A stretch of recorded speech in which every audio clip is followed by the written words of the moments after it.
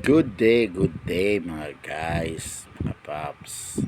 Saan man panig ng mundo, ito naman po si Benz for you para po sa atin ulit panibagong dagdag accessories sa ating motmot na si Betong. Ito po, bali sa Aerox B2, bumili nga po pala ako sa online shop ng charger para sa ating cellphone or anumang what or action cam kailangan. So apat na slot nya. So ito mamaya testing natin dito sa Aerox natin kung work it nga ba siya sa halagang. What's up? Good days mga kapens. Ito po at isasalpak na po natin itong ating nabili sa Shopee para dito sa Ride from Cigarette Paint. Testing po natin ang kababayan. Oops, may takip pa siya, galing ha. So may takip pa siya, no? Ito may takip pa. Tapos right, ito. Yo, oops.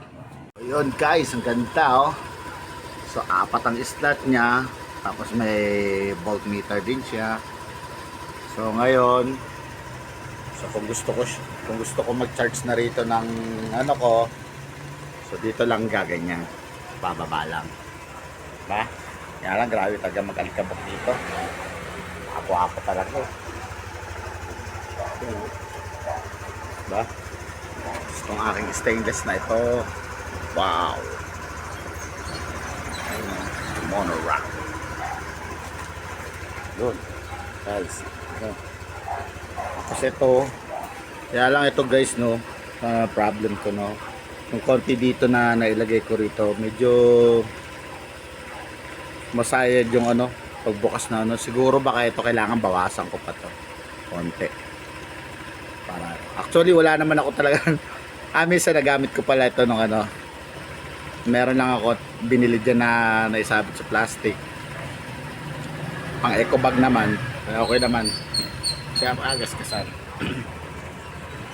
Kaya sa problema ko kasi ako lang din naglagay ng tempered, nagkaroon siya ng ano guys, hindi siya ng hangin. Pero at least kahit na ganito siya, iba talaga yung pagka naka-tempered, no.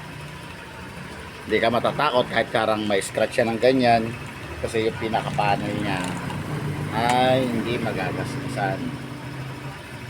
So yun lang, wala na ako masyadong ano dito, hindi yun lang.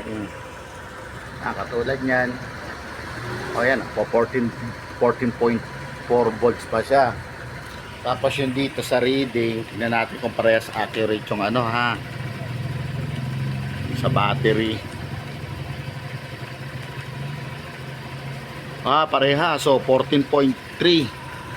Oh, accurate. So ibig sabihin accurate yung reading nung ano, nung nabili kong pan-charger. Saka apat yung slot nung ano niya, ng USB niya. Alright. Tagumpay.